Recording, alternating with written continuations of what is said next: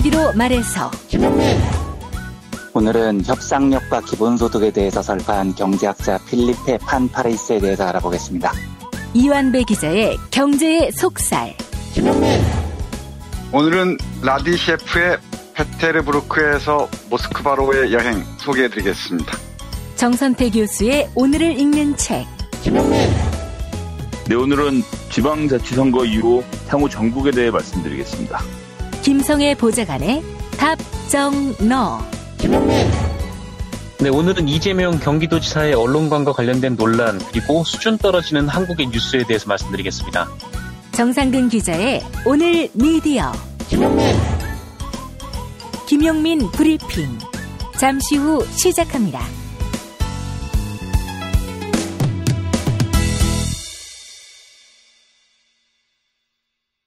정의하는 영도자 김용민 동지께서는 누워 자기만 해도 폐암을 유발하는 라돈 침대가 남조선을 충격과 공포의 도가니에 몰아넣고 있는 현 시국에 치솟는 분노를 감추지 못하시다가 김용민닷컴의 나이트 세라피 매트리스에서 꿀잠을 주무시었다. 자다께서는 또다시 라돈 침대에 치솟는 분노를 감추지 못하시다가 다시 꿀잠을 주무시었다. 기본에 충실한 매트리스, 라돈으로부터 완전 무결한 매트리스, 20일 동안 써보고 반품해도 100% 환불되는 매트리스, 유명 백화점 판매가의 반값으로 판매 중인 나이트 세라피 매트리스를 만나는 방법은 김용민닷컴.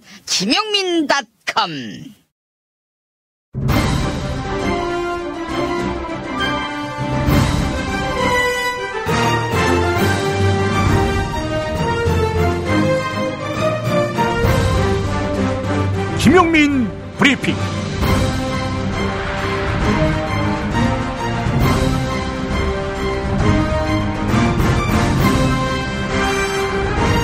(2018년 6월 18일) 월요일입니다.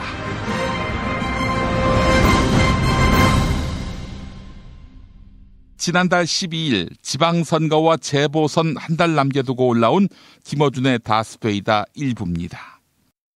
지방선거 직전에 이제 판을 좀 뒤집어 보겠다. 남북 정상회담, 북미 정상회담 구도로 가게 되면 그때 이미 늦다. 저쪽도 바보는 아니거든요. 나쁜 놈들이라서 그렇지. 응? 근데 이렇게 김기식 날리고 드루킹하고 김경련수 날리고 뭐 이런 연속 사건들 와중에 지지율이 폭락할 거라고 예상했던 것 같아요. 저쪽에서 화력을 올인하는 걸 보면, 그리고 댓글 알바들의 레퍼토리도 그러했고, 그리고 이 진보 보수 할 것 없이 이렇게 몰아치는 프레임몰이에 다들 동참해 갔어요. 그리고 김기식 원작을 날리는데 성공했고, 그리고 드루킹까지 딱 터졌는데, 근데 김기식으로 지지율이 거의 안 빠지고 드루킹으로는 오히려 지지율이 올라갔어요. 드루킹이 터졌는데 지지율이 더 올라갔다는 지점. 여기서 저쪽에 진정한 멘붕이 옵니다. 그리고 그 언저리의 큰 틀에서의 전략 기조의 변화 조짐이 있어요. 작년 말 올 초부터 생각해보세요. 화재, 전국, 최저임금, 재난, 문재앙, 프레임, 최저임금 생각나시죠? 평양, 단일팀, 비트코인, 이게 계속 때렸잖아요. 이때 저점 60% 초반대 가지고 있는 모든 소재를 다 때려부었어요, 그때. 그리고 이제 가장 최근으로 돌아오면 안희정, 최근에 김기식, 드루킹, 치명타를 입었을 것이다 라고 생각했던 사건들이 있는데 지지율이 안 빠지는 거야. 이걸 전문용어로 환장한다고 해요. 그러면서 뭘 깨달았다고 저는 보냐면, 이게 구도를 바꿀 수 없다. 인정하고 싶지 않지만 이 구도를 바꿀 수 없다. 지금 개별 사건으로 구도를 바꿀 수 없다. 그 언저리부터 전략을 바꿉니다. 어떻게 바꾸냐? 잠재적인 후보군들을 각계격파하는 전략으로 크게 전환이 일어납니다. 구도가 아무리 좋아도 선수가 없으면 소용이 없어요. 그러니까 구도에 올라탈 수 있는 개별 인물들을 고갈시키면 된다. 그러니까 저쪽은 대선을 시작한 거예요. 이미. 대선 때 쓰던 기술들을 거의 총동원해서 쓰고 있어요. 그래서 차근차근 잠재적 후보 군들에 대한 불신, 진영 내 불신 또는 피로감, 원인을 알 수 없는 거리감, 기타 등등을 만들어서 쌓는 거죠. 원래 이렇게 빨리 시작하지 않아요. 한참 남았잖아요. 3년이나. 그러니까 당장 눈앞에 있는 국지전을 보지 말고 한 발 떨어져서 크게 봐야 합니다. 크게. 딴지에는 게시판이 있어요. 최근에 대규모의 작업이 있었어요. 제가 말씀드린 이런 일련에 다른 커뮤니티도 마찬가지일 거라고 봅니다. 근데 딴지 게시판은 우리가 훤히 들여다볼 수 있으니까 직접 관리하기 때문에 정확하게 파악하기 위해서 한동안 내버려뒀어요. 어떤 기술을 쓰나, 어떤 규모로 사람들이 동원됐나. 왜냐하면 알바들도 다 레벨이 있거든요. 고급 선수들이 왔어요. 이번에. 대규모고 조직적이고 지능적이고 작전병들이 대거 투입됐다. 그건 명백합니다. 게시판을 한동안 분석했더니. 결국은 이쪽의 지지자들을 분열시키거나 필요하게 만들거나 짜증나게 만들거나 더 이상 보고 싶지 않게 만들거나 불신하게 만들거나 이거보다 좋은 게 없어요. 선거에서. 그 사람들을 지금 당장 선거에서 떨어뜨리려고 하는 게 아니에요. 크게 봐야 한다. 좋은 점은 이게 앞으로 4년 동안 지속적으로 당할 어떤 일련의 기술들을 조기에 파악해서 내성을 길러준다는 좋은 점도 있습니다. 당하지만 않으면. 이걸 진영 내 구도로 바라보는 것은 사태의 본질을 정확하게 이해 못하는 것이다. 지금 벌어지고 있는 일은 그런 일이에요. 작전을 바꿨다. 최근 그렇게 생각하고 보세요. 그러면 재밌기까지 합니다. 한편으로는. 김어준 딴지일보 총수는 알려진 대로 2012년 국가정보원의 대통령 선거 여론 조작을 최초로 밝혀낸 인물입니다. 음모론자라는 비판이 그를 둘러싸고 있지만 온라인 선거 공작에 관한은 그가 한 번도 사실 아닌 이야기를 한 적이 없습니다. 이번에도 그들은 쉬지 않았다. 이것이 김 총수의 진단입니다. 앞으로 그들은 계속 진화할 것이고 작은 틈이나마 놓치지 않고 벌리려 할 것입니다. 똑똑한 유권자가 되는 것, 민주주의를 지키는 길입니다.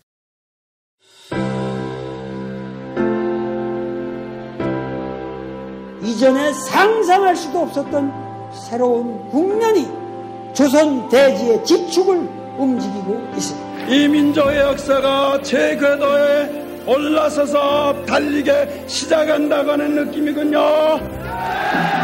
문익환이 가르쳤고 도울이 배웠던 학교, 한신대학교 신학대학원. 꿈을 현실로 살아간 선구자를 양성하는 한신신학은 촛불혁명과 한반도 종전선언 이후의 세상을 준비하고 있습니다. 한신신학을 통해 세계의 신학을 깊이 연구하고 더 나아가 시대의 예언자의 길을 걷고자 하는 모든 분들을 환영합니다. 이 새 시대는 문익환 씨의 힘으로 열리는 것이 아니라 바로 여기 모인 여러분들의 힘으로 열리는 거예요. 한신대학교 신학대학원 홈페이지나 02-2125-0108로 문의하실 수 있습니다.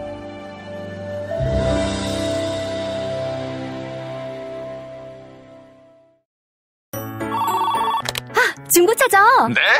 그런데 이 차 진짜 있는 거 맞죠? 정말 이 가격에 살 수 있는 거죠? 아이, 그럼요. 빨리 오시면 됩니다. 여러분 이거 다 거짓말하는 걸 아시죠? 더 이상 속지 마세요. 허위 매물에서 우리의 가족과 이웃을 지키는 더불어 중고차. 직영 정비소를 운영하여 더욱더 믿음이 가는 더불어 중고차. 카카오톡 검색창에 더불어 중고차를 검색하시거나 1661-3363 1661-3363으로 전화주세요. 충남 금산의 넓은 인삼밭. 정성농장을 일군 농부아버지 이정열 씨. 자연은 노력한 만큼 내어준다.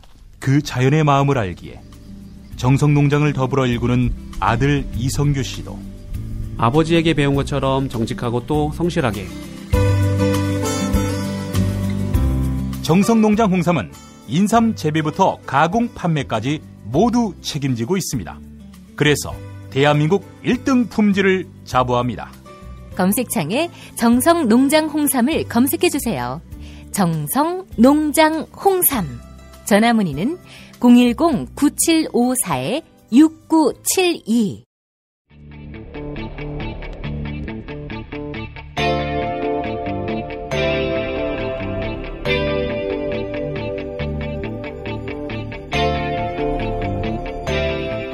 김용민의 뉴스 간장.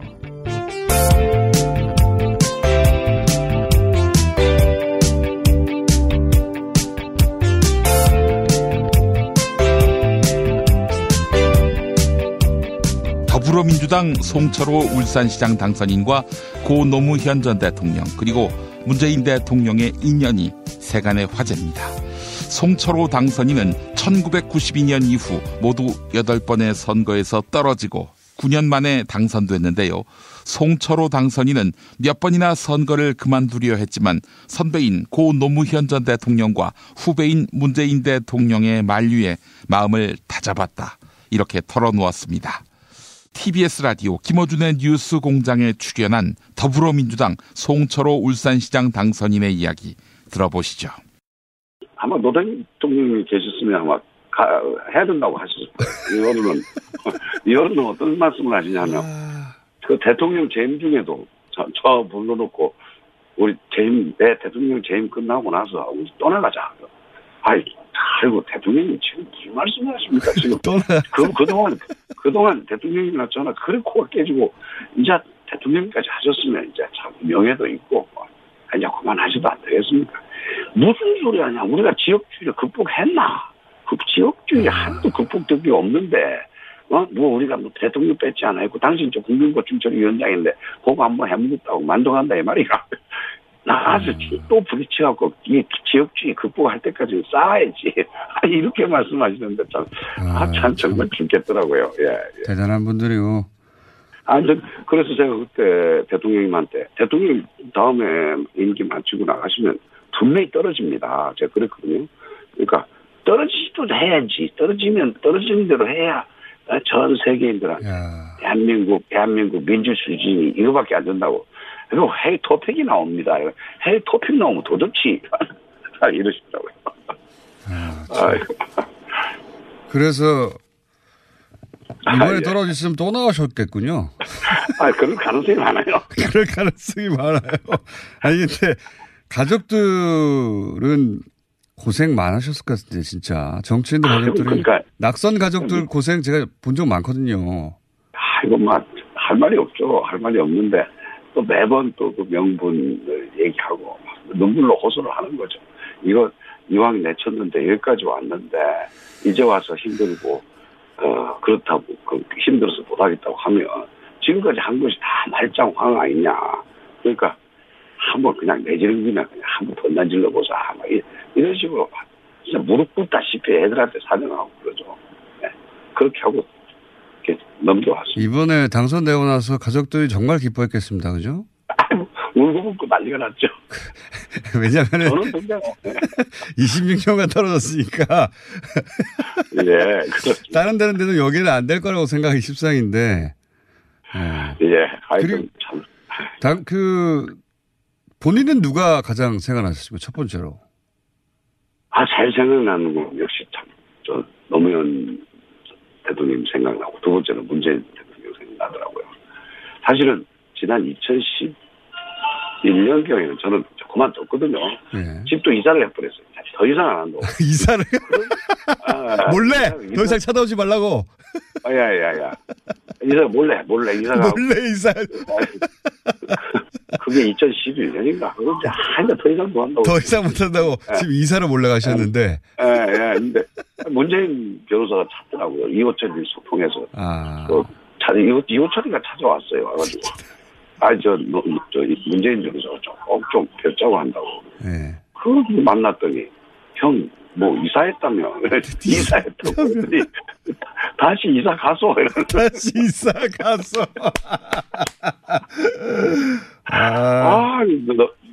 이사한 지 넉 달밖에 안 됐는데, 또 이사 가라는 거예요. 그래서, 나는 이래 내 맘대로 못 사나 이러니까 그게 운명인데 어쩝니까? 그래갖고 다시 이사 갔죠. 지간분들한테 걸려가지고. 지방선거와 국회의원 재보궐선거 참패로 보수 진영의 고민이 깊어지고 있습니다.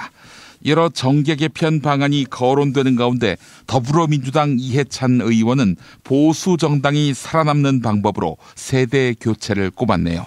이어서 더불어민주당 이재명 경기도지사 당선인에 대해서는 논란은 있었지만 입지를 다졌다 이렇게 밝히며 기대감을 표시했습니다. TBS TV 장윤선의 이슈 파이터에 출연한 더불어민주당 이해찬 의원의 말 들어보시죠. 자유한국당, 바른미래당 합칠 거다. 아니다. 절대로 안 합친다. 어디 두고 봅시다. 이런 설전이 계속 벌어지고 있어요. 어떻게 전망하세요? 자유한국당 있는 내부에 있는 분이 얘기를 잘했더고 뭐죠. 네. 0하고 0이 곱하면 다시 0이 된다고. 네? 아무것도 없는. 네. 이번에 하나는 정치적으로 사형 선고를 받았고, 하나는 바른미래당이요. 아니 자유한국당. 네. 그다음에 이쪽은 의석 하나 못 얻지 않습니까? 그렇죠. 예. 두 개 합치면 사형 선고에다가 빵이면 뭐가 돼? 빵이면 그냥 빵인 거죠.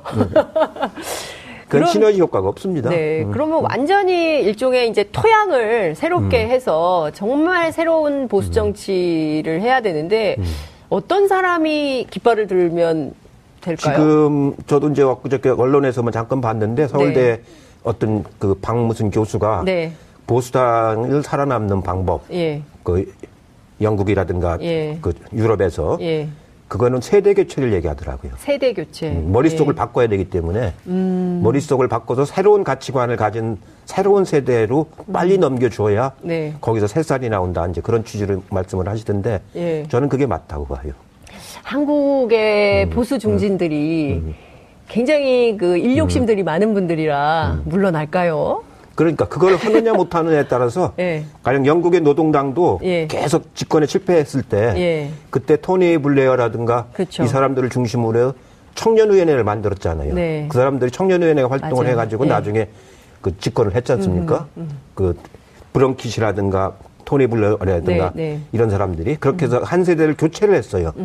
근데 왜 그렇게 했느냐면은 그때 대처 여사가 보수당의 당수를 40대로 시키더라고요. 자기 주변에 있는 사람들을 안 시키고 한 세대를 건너뛰더라고요.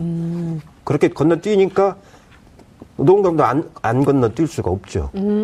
그래가지고 이제 새로운 세대로 넘어간 거거든요. 우리 정치도 보면 늘 40대 기술론 막 이런 게 있었는데 그건 이제 한참 전 얘기고 옛날 얘기죠. 지금은 이제 아주 뭐랄까 60대 이제 국가의 중심은 40대거든요. 어느 조직이든지. 어느 나라나. 나라나. 이재명 성남시장의, 경기지사의 경우는 어떻게 평가하십니까? 거기도 이제 많은 입지를 이제 다진 거죠. 물론 여러 가지 맞으면 뭐라 그럴까요? 논란은 있었지만 그래도 입지는 많이 다졌다고 봐야죠. 그러니까 경기도정이라는 게 원체 커서 그러고 거기가 종합행정 아닙니까? 그렇죠. 모든 게 다 있고 그래서 그걸 어떻게 끌어가느냐에 따라서 이제 지금보다 더 좋은 입지가 될 수도 있고 안 될 수도 있고 그런데 이재명 시장은 무슨 일이든 굉장히 열심히 하시는 분이거든요. 그리고 어떤 일은 또 과감하게 하고 그래서 잘 할 거라고 저는 기대를 해요. 검찰이 양승태 대법원의 사법행정권 남용 의혹 사건을 재배당하며 수사를 본격화합니다. 박근혜 정부 청와대와 재판 거래를 한 것 아니냐 이런 의혹의 실체 규명 여부가 수사의 핵심인데요. 오지원 변호사는 재판 거래로 의심되는 대목이 너무 많다. 형사 절차를 통한 공정한 조사가 이루어져야 한다라고 강조했습니다. 오지원 변호사는 사법부 블랙리스트 의혹을 처음 제기한 이탄희 판사의 부인이기도 하지요. YTN 라디오 이동형의 뉴스 정면 승부에 출연한 오지원 변호사와 진행자 이동형 작가의 대담 들어보시죠. 근데 사실 향후에 이 관련자들에 대한 재판이 진행되잖아요. 예. 그러면 사실은 대법원의 전원합의체 판결로 갈 수도 있습니다. 예. 그런데 그 전원합의체 판결의 재판장은 대법원장이시죠. 그렇죠. 예. 그럼 자기 고발 사건에 대해서 자기가 판단해야 되는 문제가 일단 생길 수 있고요. 그래서 오히려 그리고 가장 원칙으로 돌아와 보면 뭐 법관이든 대법관이든 그 법 앞에 다 평등한 것이고 고발이 되고 범죄 혐의가 있으면 당연히 수사는 개시해야 되는 것이거든요. 그렇죠. 예. 네네. 그래서 대법원장이 고발을 해야 되지만 수사가 개시된다라고 하는 검찰 입장이 저는 원천적으로 잘못됐다고 생각합니다. 예. 그러니까 이미 10건 이상 고발이 된 상태인데 움직이지 않고 있다는 게 좀 이상한 그렇죠. 점이긴 하죠. 예. 네네. 그래서 이 성역 없이 수사를 할 수 있을까 이런 의구심이 좀 들어요. 뭐 팔은 안으로 굽는다고 다들 같은 법조인 공무원들 아니냐 이렇게 또 의심하는 눈초리가 있거든요. 예. 그런데 뭐 저는 이미 전국 법관 대표회의에서도 그 법관들이 뭐 경론을 거쳤다고는 합니다만 그 형사 절차를 통해서 엄정하게 공정하게 진상조사가 돼야 된다 이런 입장을 밝혔고요. 대법원장님도 뭐 많이 고심하신 것 같지만 최종적으로 고발이 돼 있고 그 사건에 대해서 최대한 수사 협조하겠다라고 하셨다면은 법원에서 또 그 뭐 개별 판사가 압수수색 영장을 계속 기각한다든지 그렇게 하기는 어려울 거라고 생각합니다. 예. 특히 뭐 압수수색 영장 같은 경우는 저희가 실무적으로 뭐 예를 들어서 이 사건에서 법관 독립이 침해될 수도 있다 이런 우려가 있잖아요. 뭐 검찰이 너무 많은 범위의 자료를 가져가서 뭐 마음에 안 드는 판사를 괴롭히는 데 쓴다든지 이런 우려가 있을 수 있어요. 그런 부분들을 막기 위해서는 사실은 압수수색 영장 자체를 좀 조건부로 발부를 해서 특정 혐의가 지금 드러난 사건들에 한해서만 아주 제한적으로 뭐 자료 관리자 입회 하에 자료를 가져가게 한다든지 그런 방법들이 충분히 있기 때문에 영장을 무조건 기각하고 그런 일은 없을 거라고 생각합니다. 알겠습니다. 그 지금 대법관 13명 모두가 재판거래 의혹 근거 없다라고 얘기했는데 여기서 어떻게 생각하십니까? 예. 뭐 저는 진짜 근거가 없었으면 좋겠고요. 예. 근데 정말 그분들 말이 맞기를 희망하는데 예. 이제 문제는 그게 맞다라는 게 증명이 돼야 되잖아요. 예. 이게 이제 대법관님들의 입장일 뿐이니까 그게 증명이 돼야 되는데 일단 드러난 보고서에는 지금 너무 의심이 가는 대목들이 너무 많습니다. 금방 말씀드린 것처럼 뭐 물밑에서 조율을 하고 협상을 하는 역할을 해왔다라는 식으로 기조실에서 기재를 했거든요. 근데 이제 기조실에서 그런 보고서를 뭐 소장용으로 작성할 리가 없잖아요. 누군가한테 보고를 하기 위해서 작성을 한 것인데. 예. 네. 근데 문제는 보통 이제 대법원장 밑에 처장님이 계시고 처장님 밑에 차장님이 계시는데 차장님이 직접 작성한 문건들도 상당수 있는 것으로 들어왔어요. 예. 그러면 이분이 누구한테 보고를 했겠느냐. 그리고 전원합의체 그 판결 같은 경우는 재판장이 대법원장님이신데 그러면 보고가 됐다면은 대법원에게 유리한 판결이 방향이 어떤 것이다. 이런 보고서들이 올라갔다라는 거는 당연히 영향을 미칠 수밖에 없는 그렇습니다. 거죠. 예.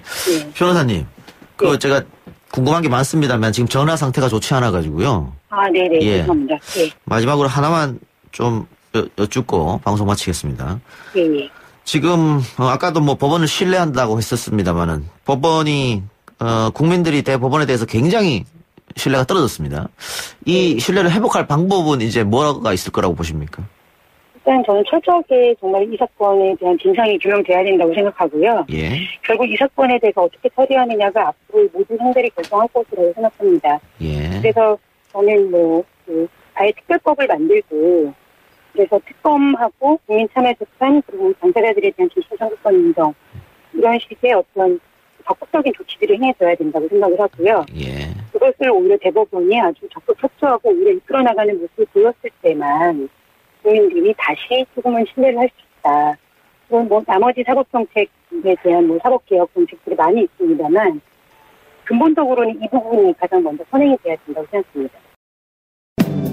진실은 반드시 밝혀진다고. 무엇이 진실입니까? 대통령이라고 하는 지위를 진실을 밝히지 않는 데에 역이용해서 김보영 아나운서가 함께합니다. 아프니까 팩트다.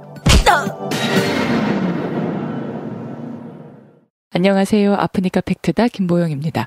이번 경기도지사 선거의 주요 관전 포인트 가운데 하나는 무효표였습니다. 더불어민주당 이재명 경기도지사 당선인과 관련해서 유시민 작가는 민심을 파악하기 위해서는 무효표 수를 확인해 봐야 한다고 말했습니다. 무효표로 각종 논란에 휘말렸던 이재명 당선인에게 일종의 불만 표시를 했을 가능성이 있다는 겁니다. MBC 개표 특집 방송 배철수의 선거 캠프에 출연한 유시민 작가의 발언 들어보시죠. 경기지사의 경우에는 이제 나중에 연구 결과들이 좀 나오겠지만 이재명 후보에게 압도적인 승리를 지금 출구조사에 안겨준 건데 이게 무효표가 얼마나 나올지를 좀 봐야 돼요. 백지로 던지거나 1번, 2번 사이에 찍은 거나요. 이걸 좀 봐야 되고 두 번째는 제대로 찍은 이재명 표의 경우에도 그걸 이재명 후보의 말을 다 믿어서라기보다는 그래 찍어는 준다. 근데 너 여기까지야. 속으로 그렇게 생각하면서 찍은 유권자가 많을 거예요. 중앙선관위 선거통계 시스템에 따르면 이번 경기도지사 선거에서 나온 무효표 수는 약 11만 표로 집계됐습니다. 이는 17개 광역단체 가운데 가장 높은 수치입니다. 하지만 유시스는 경기도 총 투표수 대비 무효 투표율은 1.8%다 이렇게 이야기합니다. 무효 투표율은 17개 광역단체 가운데 9번째에 불과하다는 겁니다. 이번 경기도지사 선거인 수는 1,050만 명으로 집계됐는데요. 다른 시도에 비해서 선거인 수가 많다 보니 자연스럽게 무효표도 많을 수밖에 없습니다. 게다가 가장 최근 치러진 선거와 비교하면 무효표는 오히려 줄었습니다. 2014년 지방선거 경기도지사 선거인 수는 약 970만 명에 무효 투표율은 2.9%였습니다. 이번 경기도지사 선거인 수가 8% 늘었지만 무효 투표율은 1.1%포인트 줄어든 겁니다. 한편 무효표가 아닌 아예 투표소를 찾지 않은 경기도지사 선거 기권 수는 약 445만 명으로 집계됐는데요. 이재명 당선자의 득표수 337만 표보다 약 24% 더 많은 수치입니다. 하지만 이는 다른 곳도 마찬가지였습니다.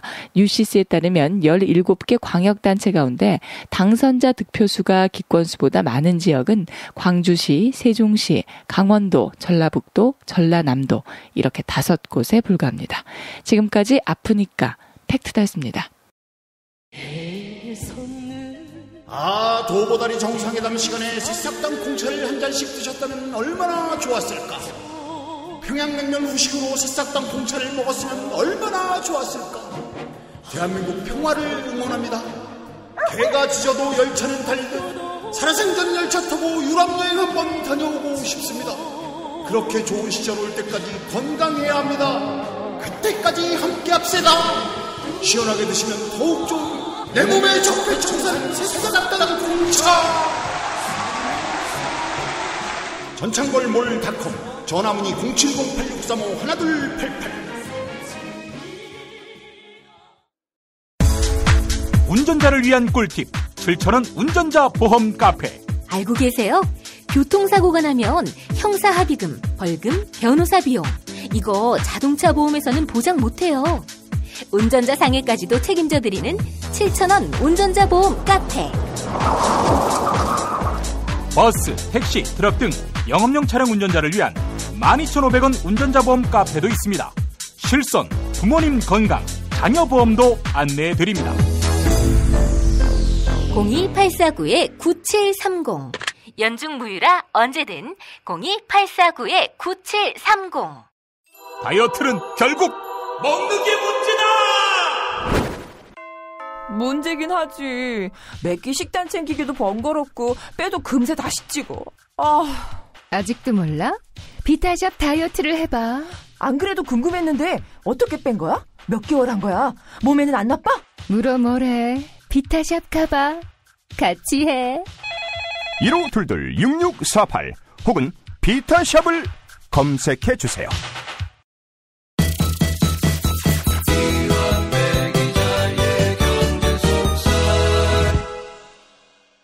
실손보험 40대 남성은 10,000원대, 10살이라면 5,000원대입니다. 이런 보험 보셨습니까? 40세 여성 기준으로 월 2만 원 치아 보험도 있습니다. 정말 대단하지요. 다음에서 7,000원 운전자 보험 카페 검색하시기 바랍니다. 저 김용민도 가입한 운전자 보험인데요. 운전자 보험도 꼭 가입하셔야 합니다. 유사시 가입 안 한 분들 땅을 칩니다. 다음 카페 7,000원 운전자 보험 카페. 전화번호는 016-360-0689 016-360-0689 또는 02-849-9730 849-9730 밤 9시까지입니다. 김용민 브리핑을 통해서 신청한다고 하시면 잘해주실 겁니다. 경제의 속살로 이어가겠습니다. 미중의 소리 이완배 기자 만나겠습니다. 이완배 기자님. 네, 안녕하십니까. 네, 슈퍼위크 지난 새로운 주간이 또 시작됐습니다. 오늘 어떤 이야기 들려주시겠습니까? 예, 오늘은 월요경제학 시간을 맞아서 벨기에 출신의 정치경제학자 필리페 판파레이스라는 학자를 만나보겠습니다. 예. 판파레이스는 보통 정치경제학자로 분류가 되고요. 지금은 벨기에를 대표하는 루뱅대학교에서 경제사회정치과학부 교수로 있습니다.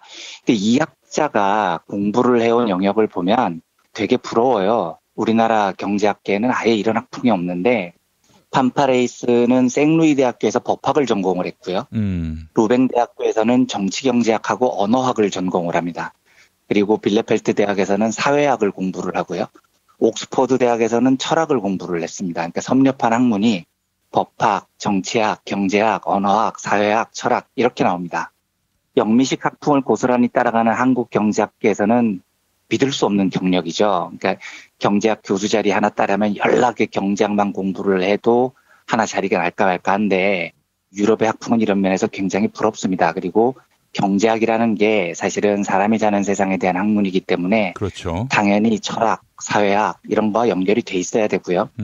제도를 연구해야 하니까 당연히 법학과 정치학도 공부해야 할 것 같아요. 그리고 사람의 생각이라는 게 언어로 드러나니까 언어학과도 연관이 됐고요. 공부를 해도 이 정도로 넓고 개방된 사고가 있어야 경제에 대한 심층적인 이해가 가능할 것 같습니다. 유럽 특유의 이런 복합적인 사고를 필요로 하는 학풍이 무지하게 부럽습니다. 이런 경력들을 보면요. 예. 경제학계에서 판파레이스가 남긴 가장 굵은 족적은 기본소득 제도에 대한 철학적 틀을 정립한 대목입니다. 판파레이스가 1951년생인데 1986년에 기본소득지구 네트워크라는 유명한 단체가 유럽에서 결성이 되거든요. 그러니까 이제 우리가 좀 오해하는 것과는 달리 기본소득에 대한 현대 자본주의 사회에서의 아이디어도 역사가 굉장히 깊어요. 이미 유럽에서는 1986년에 관련 단체가 결성됐으니까요. 예. 그런데 이때 판파레이스는 35살 나이에 이 단체 설립 창단 멤버가 됩니다. 그리고 그때부터 현대 자본주의 기본소득의 대부격으로 활동을 해와요. 아직도 활발하게 저술과 강연 활동을 하고 있습니다. 그래서 판파레이스는 지금도 전 세계의 무조건적인 기본소득 도입이야말로 제일 정의로운 사회를 구현하는 유일한 방안이다라고 목소리를 높이는 굉장히 뜨거운 지성 기본소득제도 지지론자입니다. 여러 번 말씀드렸지만 저도 기본소득에 대해서 굉장히 우호적인 지지자로서 방송에서도 여러 차례에 걸쳐서 기본소득에 대한 이야기를 드려서 뭐 제도적이고 실질적인 방안 이런 이야기는 오늘 생략하고요. 판파레이스의 기본소득 철학 중에 우리가 좀 귀담아 들을 만한 대목 2가지를 소개해 드리려고 합니다. 예. 하나는 자유라는 거고요. 다른 하나는 협상력이라는 겁니다. 벌써 좀 이제 지루하게 들리시죠? 실제로 조금 지루하기도 합니다. 예. 판파레이스는 모든 저술, 인터뷰, 논문에서 자기 사상의 출발을 자유라는 개념으로부터 시작을 해요. 자유한국당 할 때 그 자유겠죠? 그러니까요. 바로 그 자유랑 똑같은 겁니다. 그래서 제가 나중에 설명을 드릴 텐데 이 현대자본주의에서 자유주의자들을 자처하는 보수주의자들이 자유라는 개념을 쌈 싸먹고 지금 있는 겁니다. 2016년에 한국에서 출판된 판파레이스의 책이 기본소득의 교과서라고 불리는 책인데 제목이 모두에게 실질적 자유를 이렇게 돼 있습니다. 그리고 판파레이스 자신도 굉장히 철저한 자유주의자라고 여러 차례 강조를 하죠. 그래서 이 기본소득의 철학적 배경으로서 자유에 대한 이해가 필요합니다. 기본소득의 출발은 자유다. 자유에서 기본소득이 출발한다는 점은 잘 모르지만은 좀 넘겨 짚어보면은 국민들이 오늘 일하지 않으면은 굶을 걱정, 그 걱정으로부터 자유로워지는 거. 인간다운 삶을 사는 것, 최소한의 품격을 지킬 수 있는 것, 그 자유를 말하는 거겠죠? 이러시면 곤란합니다. 이거 제가 오늘 할 걸 다 해버리시면 어떡합니까? 큰일 났네. 아니, 이걸 A4 용지 5장으로 정리했는데, 그걸 2줄로 요약을 해보시면 저는 뭘 먹고 살까지였어. 맞습니다. 진짜 큰일 났는데요. 진짜 그 자유예요. 예. 끝나버렸는데요, 방송이. 예. 요약해 주신 걸 좀 길게 이야기를 할 테니까 지금부터는 안 들으셔도 됩니다. 맞습니다. 예. 이게 이제 우리나라뿐 아니고, 제가 지금 급당황해서요. 예. 음식 자본주의에서 제일 잘못 이해되고 있는 단어가 바로 자유라는 단어예요. 자유기업원, 자유한국당 뭐 이런 애들인 거죠. 신자유주의 이런 거요. 신자유주의가 영어로 네오리버럴리즘이라고 하는데 저는 사실 여기에서 사용되는 자유가 무슨 뜻인지도 잘 모르겠고 동의도 1도 안 됩니다. 원래 자유주의라는 건 리버럴리즘이라고 하는 건 개인의 자유를 보장하고 존중한다. 이런 이데올로기인 거거든요. 예. 그리고 자유주의는 서구 사회에서 인문주의, 인간주의하고 함께 성장한 개념입니다. 그러니까 세상의 중심이 오로지 신이다, 왕이다, 뭐 이렇게 봤던 중세 폐쇄적인 가톨릭 사회나 왕권 사회에 비해서 자유주의는 인간을 중심으로 한 세상을 재편하려고 하는 사상이죠. 그래서 인간 중심 사상이 바로 근대 시민혁명의 기반이 됐고요. 우리가 잘 알고 있는 프랑스 혁명의 3대 모토가 자유로부터 시작을 하죠. 자유, 평등, 연대 이렇게 되는 겁니다. 그렇다면 이때 등장한 자유라는 철학적 개념의 핵심은 내가 스스로 결정한다라는 겁니다. 그 누구도 자신의 의지대로 내 결정을 제한해서는 안 돼요. 왕이건 신이건 포갑적으로 혹은 강압적으로 내 자유의지를 제한해서는 안 된다. 이게 자유사상의 기본입니다. 그런데 지금 자유한국당, 자유기업원, 신자유주의가 주장하는 세상이 그렇냐는 거죠. 개인의 결정의 자유가 보장이 됩니까? 이걸 이제 철학적 논쟁으로 하면 굉장히 복잡하고 어려운데 아주 쉽게 이해하는 방법이 있습니다. 지금 방송을 들으시는 청취자분들께서 본인이 영위하고 계시는 삶들이 있죠. 그러면 지금 내가 살고 있는 삶이 정말로 나의 자유의지에 의해서 결정됐느냐? 이 질문에 대답을 하면 해답이 굉장히 간단해요. 신자유주의가 좋아하는 자유는 기업을 잘할 자유, 부자들의 재산을 보호할 자유, 뭐 이렇게 똑같은 자유 개념에 한정돼 있는 건데 그것만 자유라고 믿고 수십 년 동안 연락의 신자유주의로 달려왔더니 생기는 현상은 개인의 자유가 박살이 나버리는 겁니다. 우리 아이들 한번 생각을 해보시죠. 이 아이들에게 인생을 선택할 자유가 있느냐라고 물어보면 이 천만에요입니다. 천만에요. 유치원 때부터 영어 노래 듣고 자라야 되는 아이들이 뭔 놈의 자유가 있겠습니까? 중고등학교 때 아이들 적성검사하는 거 보면 이거 진짜 코미디인 겁니다. 적성검사가 아이들이 정말 원하는 삶을 찾을 자유를 부여하나요? 그러니까 더 웃긴 건 왜 중고등학교 때 진로를 결정해야 되냐고요. 이 말부터가 개인의 자유를 엄청나게 침해하는 거죠.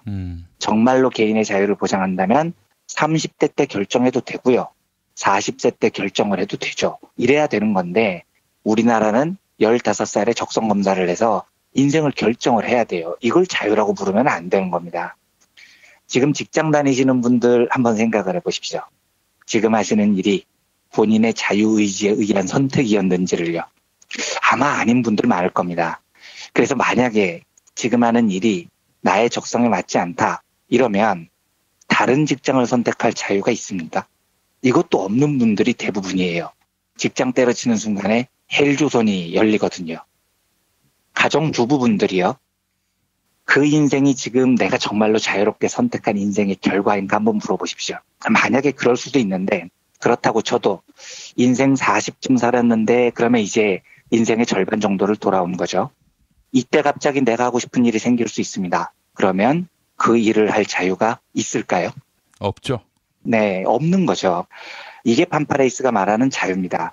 그리고 지금의 자본주의는 심각하게 이 자유를 제한하고 있어요. 그래서 판파레이스는 우리는 선택의 자유가 없는 세상에서 살고 있다고 주장합니다. 이 대목에 대한 판파레이스 이야기를 잠깐 읽어보겠습니다.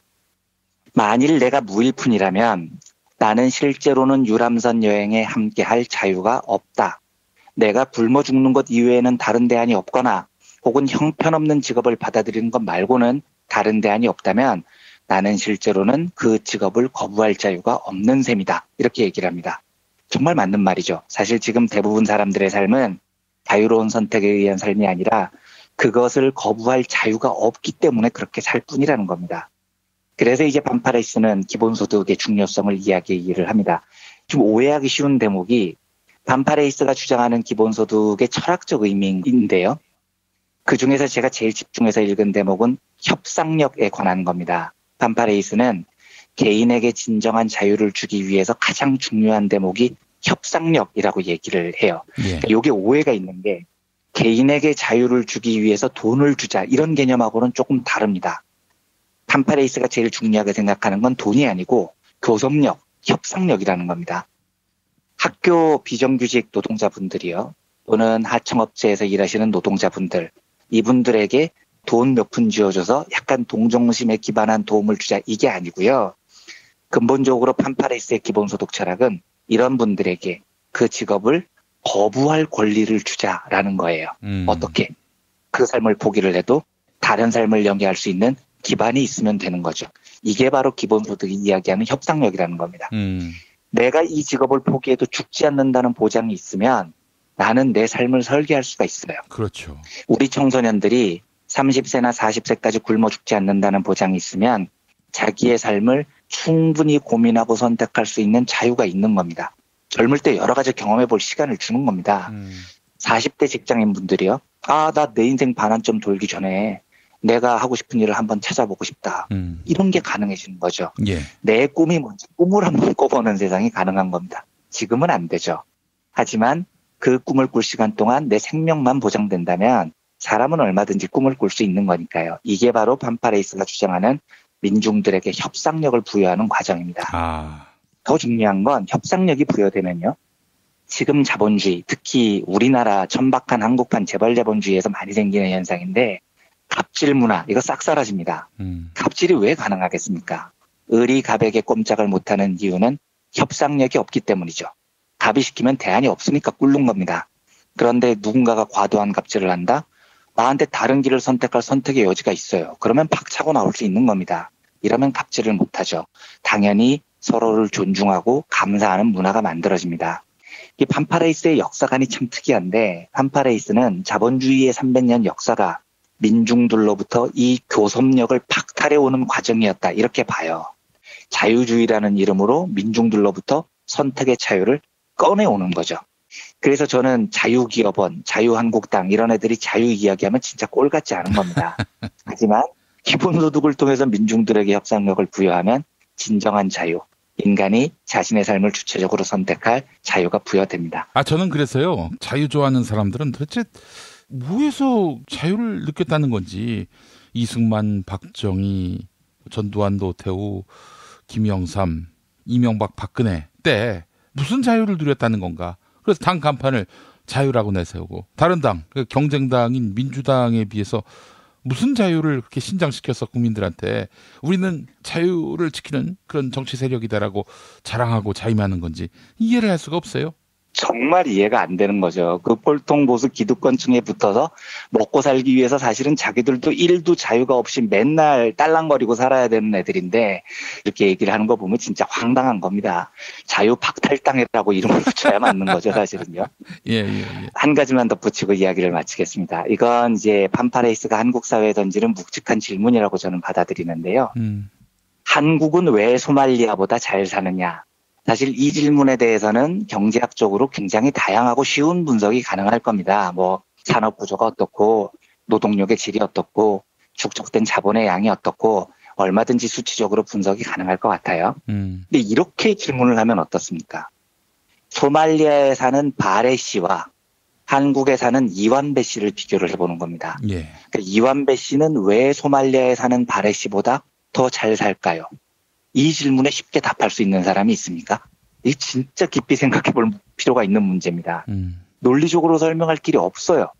한국의 이완배 씨가 소말리아의 바레 씨보다 훨씬 더 똑똑하니까 혹은 훨씬 더 근면하니까 그래서 더 잘 산다. 이게 설명이 안 되잖아요. 왜냐하면 소말리아에 사는 바레 씨가 이완배 씨보다 더 똑똑한지 안 똑똑한지 비교도 안 해봤거든요. 그리고 근면 정도도 비교를 안 해봤지만 제가 장담하는데 소말리아에 사는 바레 씨가 한국에 사는 이완배 씨보다 훨씬 더 부지런할 겁니다. 왜냐하면 제가 알기로 이완배 씨는 더럽게 게을러요. 그거보다 게으르기가 쉽지 않거든요. 그러면 똑똑한 것도 아니고 근면한 것도 아니고 왜 한국의 이완배 씨는 소말리아의 바레 씨보다 잘 살아야 되냐고요. 설명이 안 되는 겁니다. 이게 유일하게 설명할 수 있는 방식은 제 표현으로 하면 재수예요. 운이 좋았던 겁니다. 이완배 씨는 한국에서 태어났다는 좋은 운을 가졌고 바레 씨는 안타깝게도 소말리아에서 태어났다는 불운을 가졌을 뿐입니다. 판파레이스가 이 이야기를 왜 하냐면 고임금자, 노동의 대가로 집을 낸다는 고임금에 대한 설명을 할 때 이렇게 얘기를 합니다. 월급이 무지하게 많은 사람들이요. 고연봉자들. 대부분 사람들은 그게 자기의 노력과 능력 덕이라고 생각을 하죠. 예. 그런데 이거 잘 생각해 보십시오. 한국에서 1년에 연봉 3억 원 받는 김아무개 씨가 만약에 아프리카 어디에서 태어났으면 연봉 3억 원을 받을 수 있었겠습니까? 불가능한 이야기인 겁니다.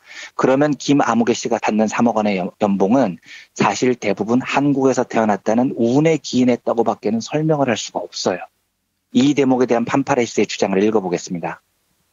임금은 우리의 노동, 노력 덕분이 아니다. 한국이나 벨기에처럼 언제 어디에 사느냐가 중요하다. 과거의 엄청난 기술적 진보와 자본 축적, 사회의 학습에 의해 혜택을 받는 곳에 살면 임금이 높고 그렇지 못한 나라에서 살면 임금이 낮다. 이것이 바로 왜 우리가 100년 전보다 훨씬 많이 벌고 인도 캘커타나 콩고 민주공화국 킨샤사 사람보다 많이 버는 이유다. 우리가 훨씬 더 열심히 일하거나 더 똑똑해서가 아니다. 우리가 많은 임금을 받는 것은 단지 이러한 렌트로부터 혜택을 받아서다. 그래서 기본소득은 어떤 이의 열매를 빼서 모두에게 주는 게 아니다. 우리 소득에 들어있는 과거로부터 받은 것들을 더 공정한 방법으로 나누는 거다. 이렇게 이야기를 합니다. 이 말은 전체 사회요. 우리 인류가 수천 년 동안 공동으로 이끌어온 만들어온 자산이라는 것은 사실 모두의 재산이라는 거예요. 그런데 누군가는 운이 좋아서 많은 임금을 받고 누군가는 운이 없어서 죽음의 위기에 내몰립니다. 기본소득을 반대하는 많은 사람들 주장이 왜 열심히 일해서 돈 번 사람의 돈을 빼앗아서 가난한 사람에게 나눠주느냐라는 건데 판파레이스는 그게 아니라는 거죠. 고임금자들이 가진 재산 상당 부분은 사실 인류의 공통재산 중 일부를 마침 그 나라에 태어나서 마침 그 대학에서 교육받을 기회를 얻어서 차지했을 뿐이라는 겁니다. 그걸 좀 더 공정하게 나누면 현대사회가 그토록 지향하는 실질적 자유, 자유한국당이 그렇게 좋아하는 자유라는 가치, 선택의 자유를 누릴 수 있는 사회가 된다는 거죠. 이걸 주저할 어떤 명분이나 이유가 우리에게 있느냐라고 판파레이스가 묻습니다. 근데 아직 저는 이걸 주저할 이유를 발견하지 못했어요. 그래서 판파레이스의 질문이 묵직하게 다가오는 겁니다. 신자유주의 체제하에서 36년을 살았더니 인간의 자유가 말살되는 황당한 인류의 역사를 우리가 경험을 했죠. 그렇다면 인류에게 진짜 자유, 자신의 삶을 선택할 수 있는 자유를 부여하는 방법을 찾아야 됩니다. 그 방법으로서 기본소득은 충분히 논의해볼 가치가 저는 있다고 믿어요. 물론 이제 아직은 제도적인 어려움이 많이 있을 거고 이론적인 동의도 굉장히 미약하지만 중요한 건 이런 기술적인 게 아니고요. 인류에게 진정한 선택의 자유를 부여하자라고 주장하는 판파레이스의 철학입니다. 이 철학에 우리가 좀 진지하게 귀를 기울이다 보면 기본소득이라는 새로운 제도, 완전히 이 세상의 역사를 뒤바꿀 수 있는 제도에 대해서 사회적인 합의와 논의가 더 진척될 수 있을 거라는 바람이 있습니다. 그런 바람을 담아서 오늘은 월요경제학 시간으로 필리페 판파레이스의 사상을 소개해드렸습니다. 예, 알겠습니다. 자, 이완배 기자님 말씀 잘 들었습니다. 네, 감사합니다. 부모님의 생신 또는 기념일에 아주 특별한 선물을 준비하고 계십니까? 부모님의 소중한 일생을 되돌아볼 수 있는 기억의 책을 선물해보세요.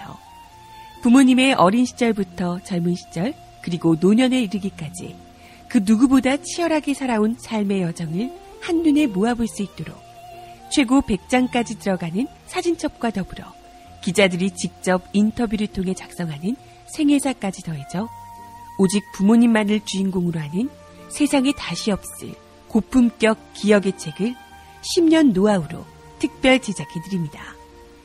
200페이지 분량 12권에 2부까지 함께 드리는 구성으로 440만 원에 모십니다. 한평생 가족을 위해, 자녀를 위해 헌신해 오신 부모님.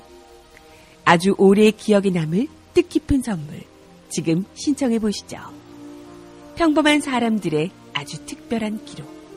기억의 책 만민보. 문의전화 1877-1419 1877-1419 민중의 소리.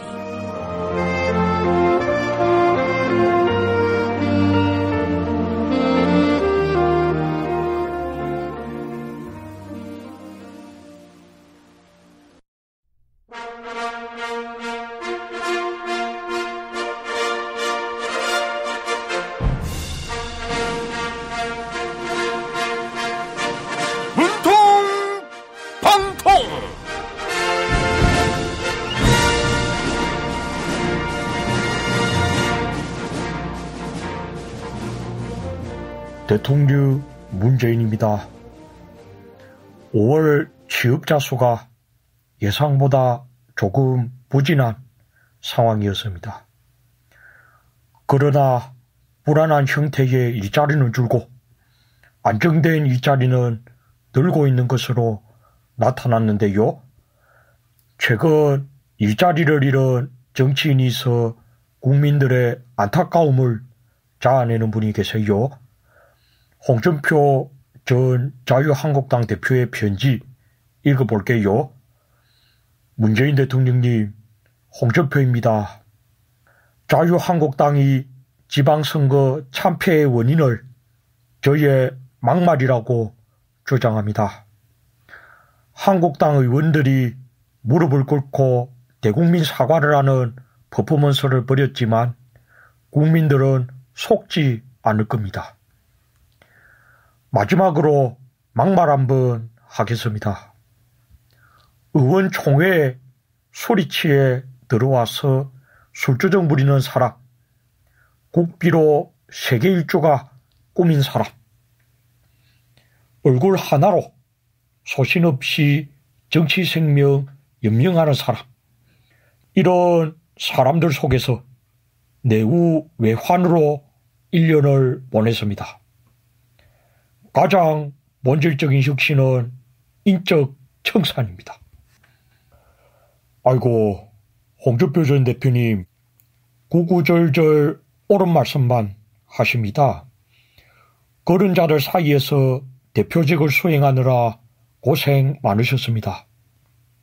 온라인 상에서는 홍준표 대표님이 언급했던 사람들이 누군지 궁금해하는 분들이 많으세요.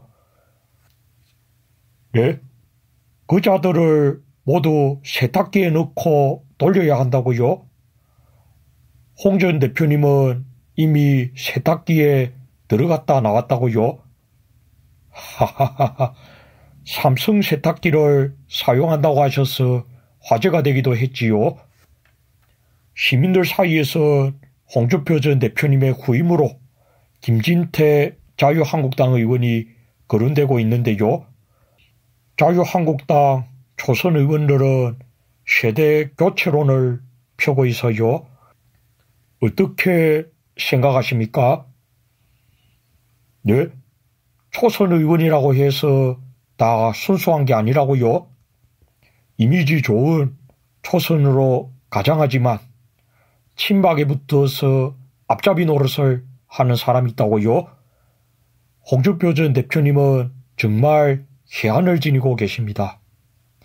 이러니 시민들 사이에서 홍준표 전 대표님에 대한 재평가가 나오는 거지요. 전당대회에서 비당원들의 투표가 반영된다면 홍준표 전 대표님이 압도적으로 승리할 것 같아요. 힘내시고 저는 내일 다시 찾아올게요. 아이고 무릎이야. 무릎펜 몰라? 무릎펜? 무릎펜이라고 이번에 새로 나온 무릎 관절 보호대야. 네이버에서 무릎펜을 검색해봐. 상담은 010-2255-4489 최 과장을 찾아주세요. 허리가 아파요. 아랫배가 나와요. 골반이 바로서야 건강도 아름다움도 바로섭니다. 바디로직을 입으세요. 토크밴드의 입체적인 탄력이 틀어진 골반을 바로잡습니다. 간편하고 확실한 골반 교정 타이즈 바디로직. 한총물이나 단체 선물이 필요할 때 이왕이면 우리 편 회사 네피아를 찾아주세요. 인터넷 검색창에 네피아를 치시거나 032-519-4800으로 전화주시면 친절하게 상담해드립니다.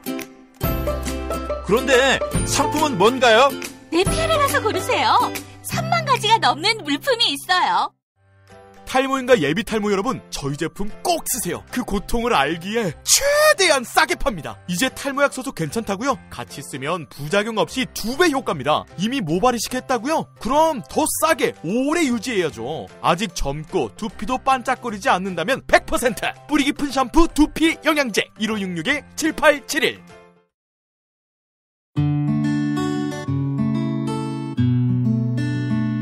당신과 내가 좋은 나라에서 그 정의로운 나라 그곳에 산다면 난 그냥 좋아서 웃기만 할 거예요. 당신의 뉴스 보좌관 김용민 브리핑.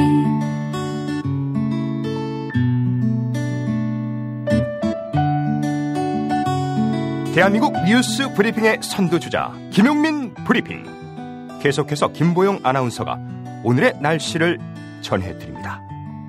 날씨를 전해드립니다. 오늘은 불볕더위가 기승을 부리겠습니다. 아침 예상 기온 서울 20도, 대전 19도, 광주 20도, 대구 19도입니다.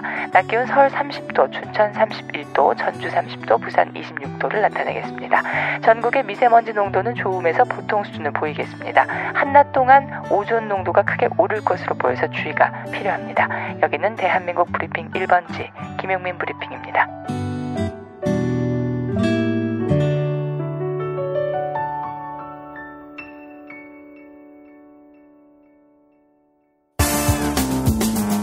오늘을 읽는 책, 문학평론가인 국민대학교 국문학과 정선태 교수와 함께합니다. 국민대학교 한국어문학부 국어국문전공 정선태 교수님과 함께하겠습니다. 교수님. 네, 안녕하세요. 네, 교수님. 주말 잘 보내셨습니까? 네, 잘 보냈습니다. 뭐 하고 보내셨습니까? 네, 짧은 여행 다녀왔습니다. 아유, 참. 사실 교수님께는 여행은 뭐 여행으로 그치지 않고 사색과 성찰의 계기가 되지 않습니까? 네, 그런 셈입니다. 뭐 거의 일상이 됐죠. 네. 행선지가 어디셨습니까? 비밀입니다. 아, 예. 혹시 이북은 아니죠? 뭐 휴전선 넘어 몰래 월북하시고. 물론입니다. 이제 뭐 조만간 가게 되겠죠. 예. 요즘 한결 마음이 편해서 오가면서 책도 잘 익히고요. 그렇습니다. 네, 알겠습니다. 뭐 전에도 한번 이런 대화를 나눈 적이 있었던 것 같은데 북한 관광의 길이 열린다면은 제일 먼저 가고 싶으신 문학 기행지 어디를 꼽으실 수 있겠어요, 교수님? 식민지 시대 작가들의 그 작품들 보면은 이북 이곳저곳이 다 배경입니다. 예를 들면 평양도 꼭 가보고 싶고요. 예. 김동인의 배따라기부터 시작해서 이쪽이 다 평양 쪽이죠, 배경이. 예. 그리고 염상섭의 표본실의 청개구리도 이 평양에서 남포로 이어진 라인이 있고요. 예. 그래서 원산도 뭐 많은 배경이 되고요. 함흥도 그렇고요.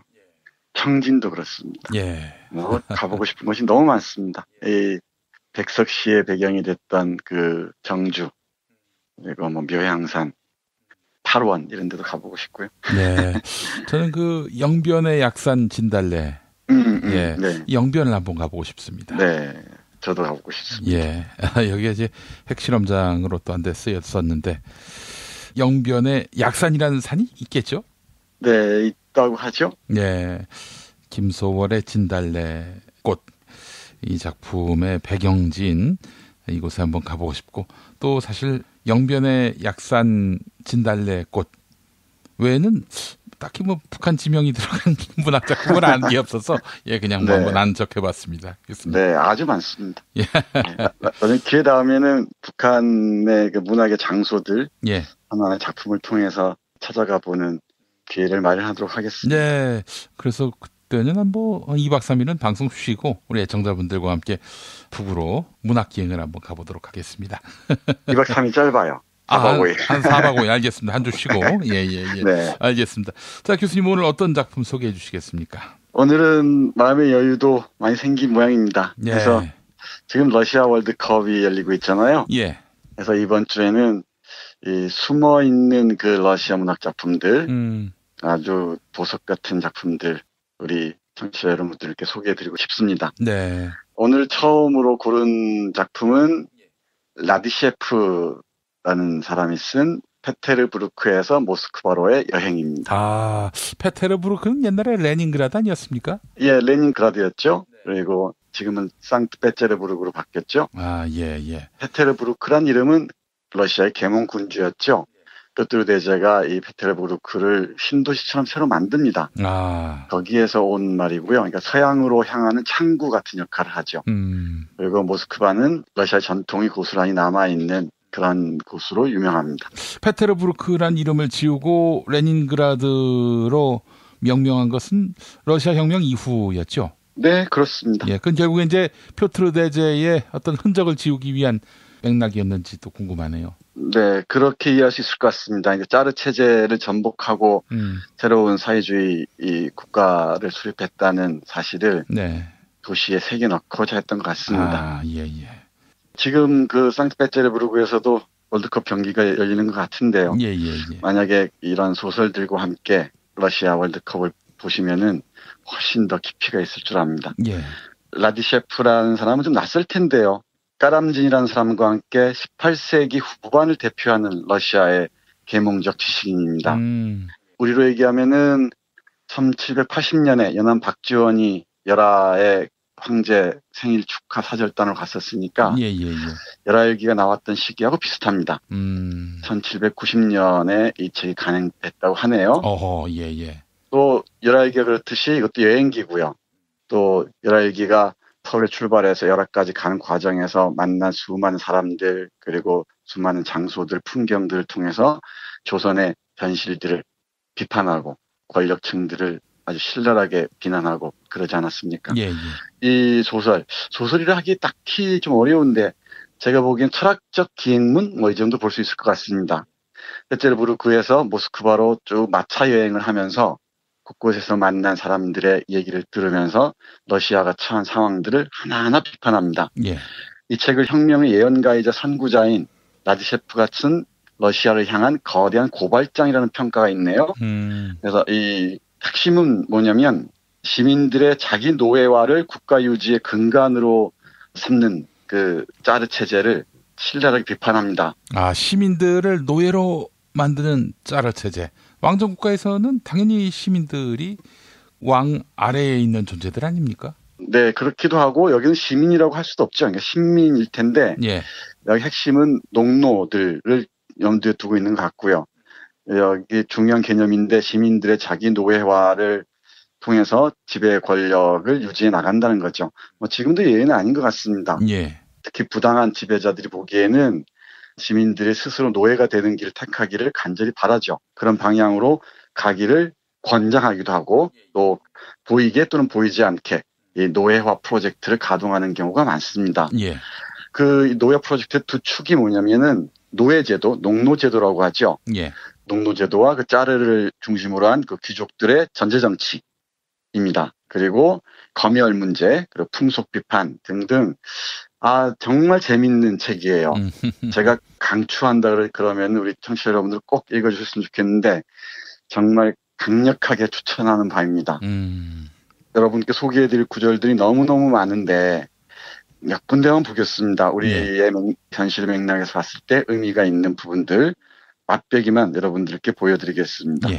대단히 흥미로운 부분이 자녀 교육론을 얘기하는 구절이에요. 우리 김 PD는 안 그러시겠지만은 이른바 학부모라고 얘기를 많이 하죠. 학부모들이 이 유치원 때부터 오로지 대학 입시를 위해서 아이들을 노예화하고 또 부모까지도 노예가 되는 경우가 많잖아요. 네, 이 책 읽다 보면은 특히 자녀 교육론에 관한 구절 읽다 보면은 아마 뜨끔할 겁니다. 저도 예는 아닌데 상대적으로 제 자식들을 자유롭게 둔다고 생각했었는데 아무래도 부모의 욕심이 좀 따르지 않겠습니까?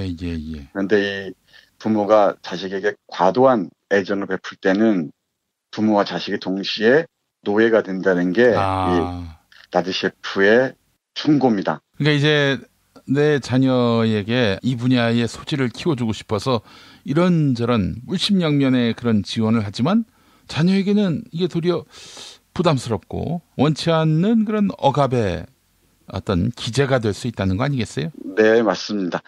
18세기에 쓰여진 글이라고는 믿기지 않을 정도로 지금 현재 맥락에서 봤을 때도 아주 아프게 다가옵니다. 네. 그 구절 잠깐 보겠습니다. 예. 아버지가 이제 자식에게 얘기하는 형식으로 기술하고 있는데요. 예. 아버지가 이럽니다. 나는 너에게 노예와 같은 순종이 아니라 우정을 심어주려 했다 하면서 이렇게 글을 이어갑니다. 잠깐 보겠습니다.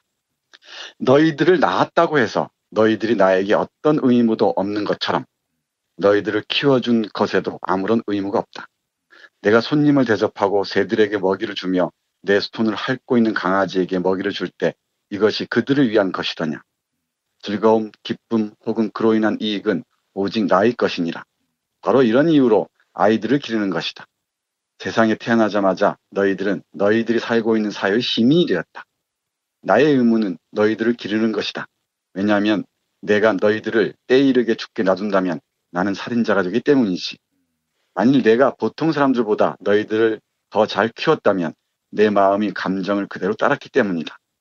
나의 권력은 너희들에게 먹을 거를 잘 제공하거나 무관심해하는 것에 있다.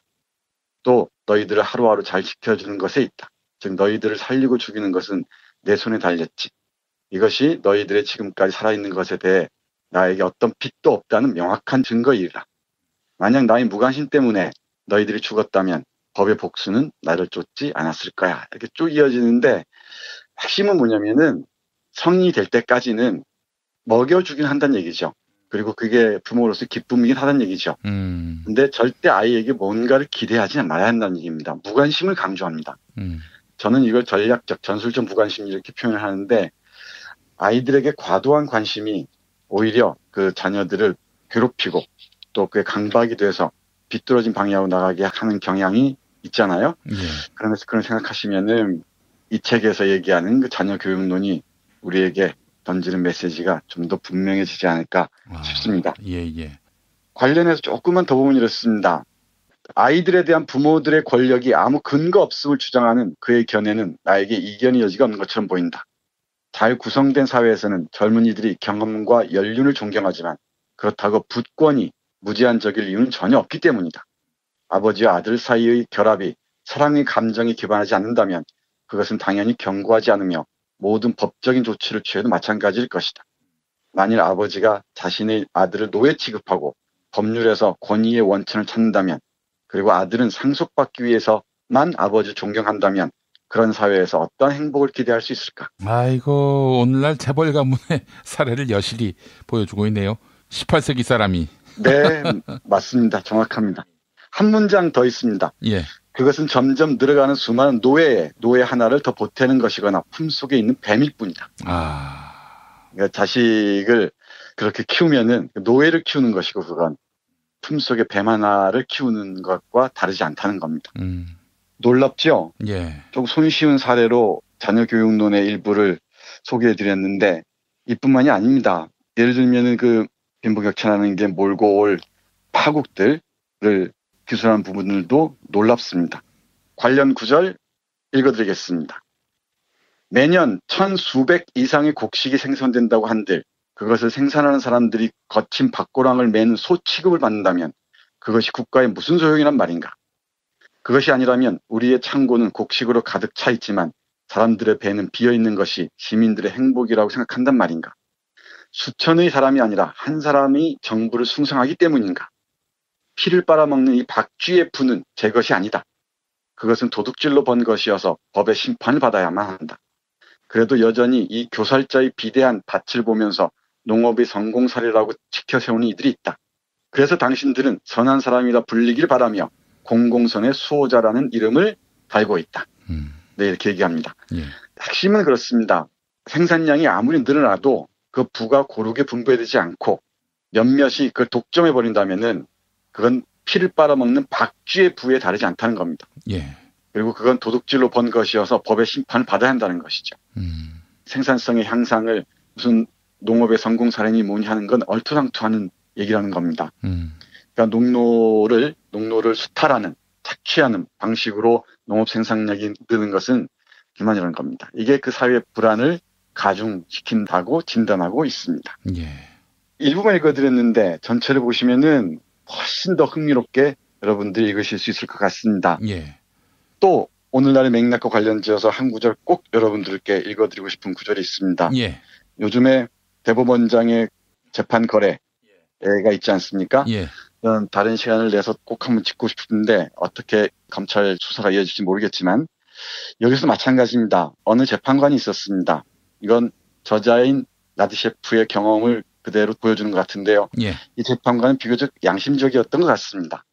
해서 귀족이자 지주인 어떤 사람에게 가렴주구에 시달리다가 그 지주를 살해한 농노가 있었습니다. 예. 이 농노에게 정당방위라는 이름으로 무죄를 선고합니다.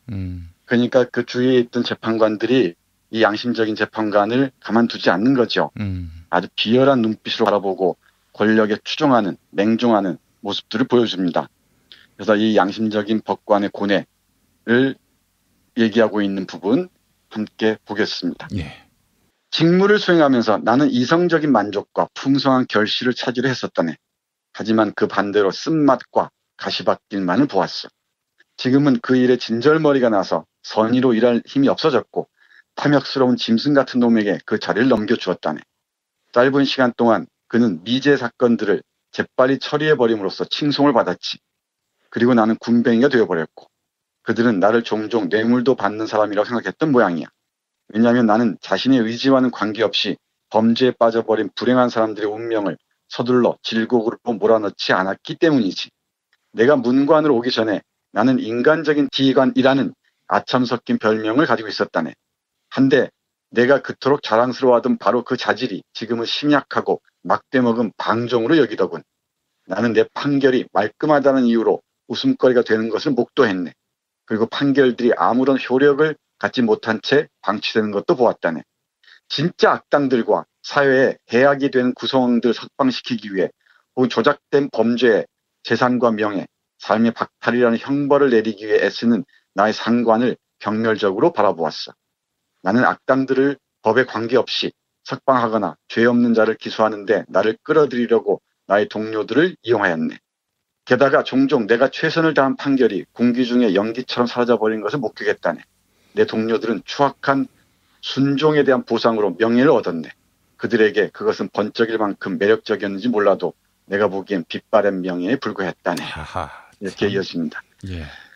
놀랍죠? 예. 지금 대법관이랍시고 앉아있는 13명인가요? 이 사람들 딱 겨냥한 소리 같습니다. 예. 권력에 아부하고 아첨한 대가로 번쩍거리는 이런 명예를 뒤집어 쓰고 있는 것 같은데 그거야말로 허망하다는 겁니다. 예. 빛바란 것에 지나지 않는다는 거죠. 아무쪼록 검찰 조사가 제대로 이루어져서 어떤 일이 있었는지 법관이라는 사람들이 양심을 팽개쳐버리고 얼마나 타락하고 부패했었는지를 정말 낱낱이 밝히길 바람하지 않습니다. 예. 근데 뭐 저는요, 그 마치 우리 이번 월드컵 국가대표팀에게 기대하지 않듯 검찰 수사 기대하지 않고요. 놀랍게도 검찰에서 예를 들어서 재판 거래를 입증해낸다 하더라도 재판 거래인지 아닌지를 최종적으로 판단하는 데가 대법원 아닙니까? 그렇습니다. 아니, 그 심판 대상인 사람들이 심판을 하니 이거 뭐 국민들이 납득할 수 있겠어요? 그렇다고 뭐 또 별도의 뭐 특별 판사를 또 둘 수도 없는 노릇이고. 네, 맞습니다. 이런 코미디가 없죠. 네. 역시 시민의 힘밖에 없는 것 같습니다. 우리 김 PD께서 허락하시면은 한 구절만 더 읽어드리고 싶습니다. 예. 권력에 중독된 사람이 있었습니다. 예. 그 사람이 꿈속에서 꿈을 꾸는데요. 어떤 순례자가 맹목인, 그러니까 눈이 어두운 이 사람의 이 눈을 뜨게 해줍니다. 예. 진실의 눈을 뜨게 해주죠. 그리고 진실의 눈을 뜨고 봤더니 자기 권력 주위에 있는 사람들이 다 아참꾼들이고 정말 부패와 타락을 극한 존재들인 거예요. 이 부분 권력에 중독되지 않기를 바라면서 우리 승리했다고 좋아할 사람들이 있을지 모르겠는데 어림없는 소리입니다. 예. 우리 현재 그 정치적인 상황들을 떠올리면서 요 구절 감상해 보시기 바랍니다. 예. 내 손가락에서는 인간이 지닌 지혜의 찌꺼기가 보였다. 내 주위에 있는 사람들은 더욱 비열해졌다.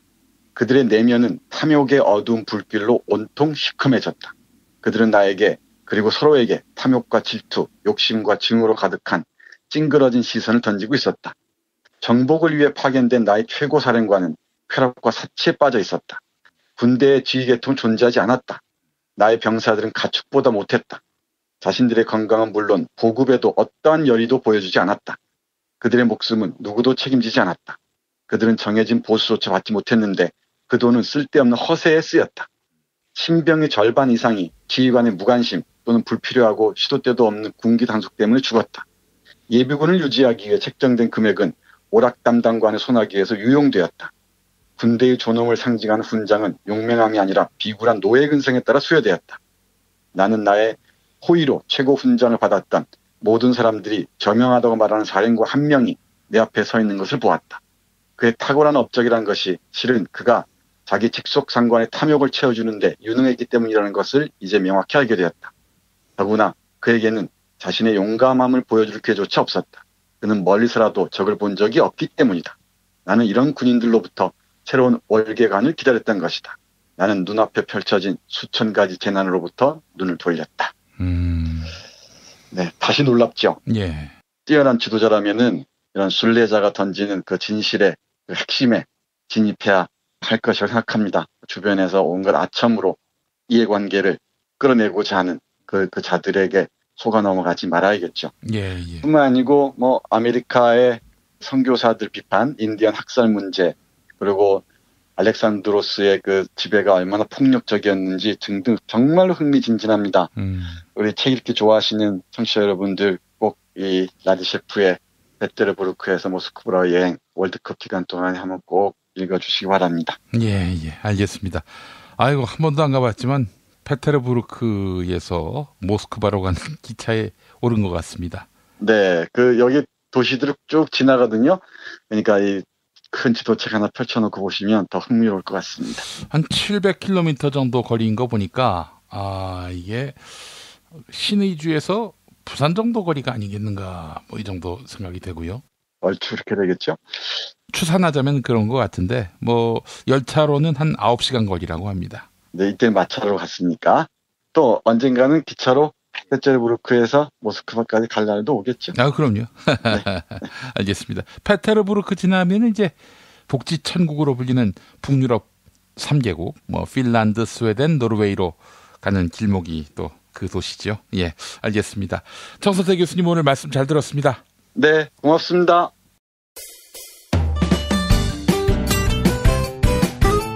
뉴스포렌메리로 계속됩니다. 김용민 트위터 계정에서는 매일 설문조사가 진행되고 있죠. 청와대 국민청원 게시판에 난민 수용을 거부해달라는 청원이 잇따라 올라오고 있는데요. 18만 명이 참여한 난민 수용 거부 청원이 갑자기 삭제돼 이에 대한 청와대 해명을 요구하는 청원도 이어지고 있습니다. 청와대 관계자는 허위사실이나 타인의 명예를 훼손하는 내용이 포함돼 삭제했다고 설명했는데요. 청와대는 난민을 잠재적인 범죄자로 기술한 내용을 허위사실이나 명예훼손으로 판단한 것으로 보입니다. 시민들은 삭제된 청원의 내용에 얼마나 동의하고 있을까요? 오늘 새벽 3시까지 모두 1,545분이 설문조사에 참여해 주셨습니다. 81%, 5명 가운데 4명은 청원에 반대한다, 인도적인 조치가 아니다 이렇게 응답해 주셨네요. 나머지 19%의 시민들은 청원에 찬성한다, 치안 우려는 기후 아니다 이런 입장입니다. 트위터를 통해 시민들과 함께하고 있습니다. 김후성님, 우리도 도움받은 만큼 베풀어야 합니다. 어려움 처한 사람들을 함부로 내치는 건 아니라고 생각합니다. 땅 살리는 타자님, 우리도 언제든 난민이 될 수 있습니다. 인권 감수성이 높아져야 합니다. 설문조사에 참여해주신 여러분께 감사의 말씀 전합니다.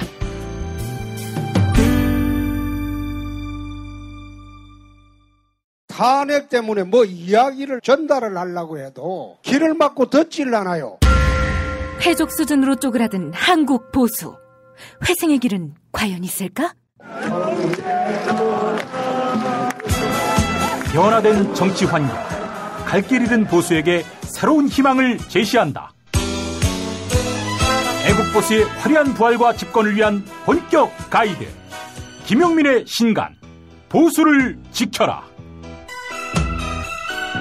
진중권도 투표하는 보수 정당. 광주에서도 일당이 될 수 있는 보수 정당. 젊은이들의 입당이 줄을 잇는 보수 정당. 언제까지 민주당 정의당을 부러워만 할 것인가? 부러우면 진다니까? 자유한국당 당원 김용민이 쓴 보수를 지켜라. 이김에서 나왔습니다.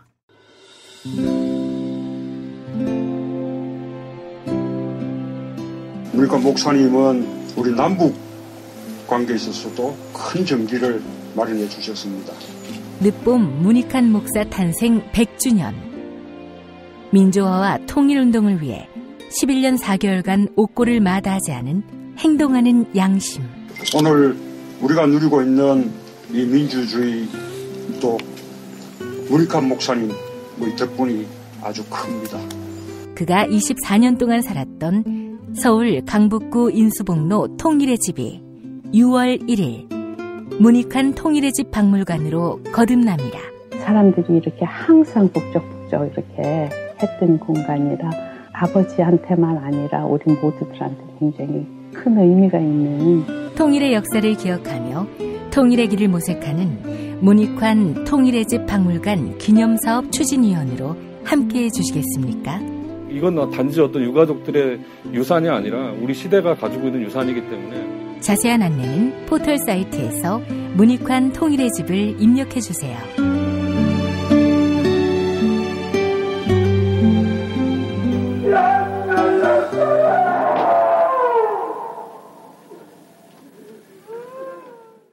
도올 김용옥 선생의 마가복음 강해로 여러분을 초대합니다.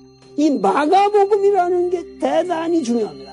왜냐하면 복음서의 원형이기 때문에. 원형.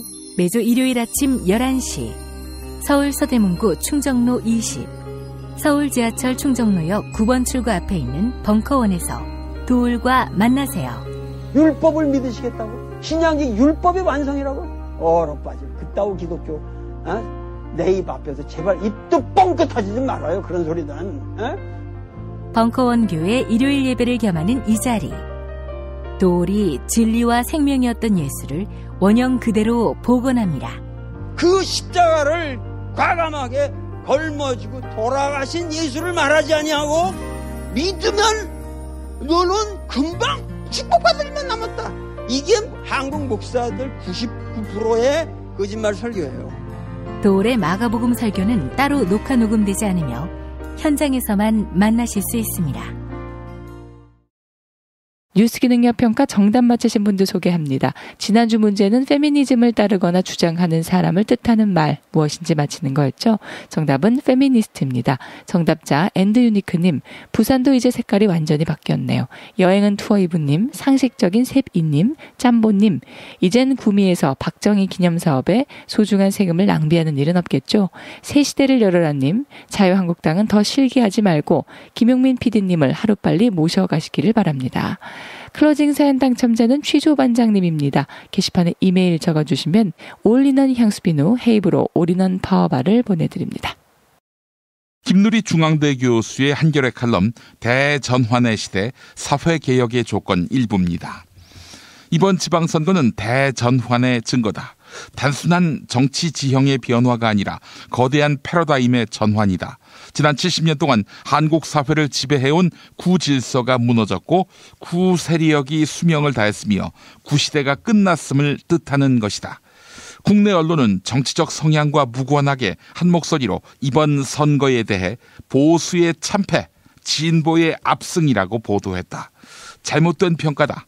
이번 선거의 본질은 수구, 즉 자유한국당에 대한 보수, 즉 더불어민주당의 승리. 좀 점잖게 평가하더라도 수구 보수에 대한 합리적 보수의 승리일 뿐이다. 도대체 세계 어느 나라에 이렇게 반지성적이고 반민족적이며 반민주적이고 반사회적인 보수가 존재하며 대체 어디서 진보가 승리했단 말인가. 정치 언어의 무능이 도를 넘었다. 이번 선거가 확인해 준 것은 보수의 몰락이 아니라 냉전에 기생해온 수구의 역사적 수명이 다했다는 사실이다. 수구를 키워온 것이 냉전이라면 수구를 지켜준 것은 불합리한 선거제도다. 수구는 1등 하나만을 뽑는 단순 소선거구제라는 승자독식 선거제도에 기대어 보수와 손잡고 기득권을 지켜왔다. 요컨대 수구 보수 과두집에는 단순 소선거구제가 잉태한 괴물이다. 현행 선거제도가 지속되는 한 수구는 언제든 다시 지역 감정을 선동하며 컴백할 수 있다. 선거제도 개혁은 절실한 만큼이나 어려운 과제다. 개혁의 주체가 자기 희생을 각오해야 하기 때문이다. 여야를 막론하고 현재의 정치 질서에서 이득을 보는 기득권 정치 계급 전체가 뭉쳐서 개혁에 저항할 가능성이 높다. 문재인 정부가 국가와 사회를 근본적으로 개혁하고자 한다면 먼저 선거법 개정에 나서야 한다. 선거법 개정을 통해서만 시대착오적인 수구 집단의 확산을 저지하고 대의민주주의를 실천적으로 구현하며 새로운 사회적 의제를 대변하는 정치 세력에게 길을 열어줄 수 있다. 문재인 정부는 양자택일의 기로에 서 있다. 현행 선거제도를 유지해 수구 보수 과두집의 질서의 일부로서 편안하게 기득권에 안주할 것인지 독일식 정당명부 비례대표제와 같은 합리적인 대의 방식으로 선거제도를 개혁해 새로운 정치 지형을 창출할 것인지 양단 간에 선택해야 한다. 이것은 한국 정치의 패러다임을 바꾸고 한국 민주주의의 미래를 좌우할 역사적 결단이다. 네, 김용민 브리핑 1부 마치겠습니다. 2부도 많이 들어주시기 바랍니다.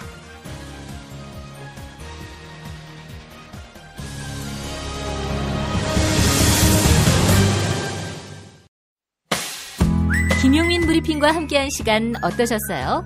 다음 시간에도 보다 바르고 알차며 즐거운 정보로 여러분을 찾아가겠습니다. 팟캐스트 포털 팟빵에서 다운로드하기, 구독하기, 별점 주기, 댓글 달기로 응원해주세요. 잊지 마세요. 다운로드하기, 구독하기, 별점 주기, 댓글 달기.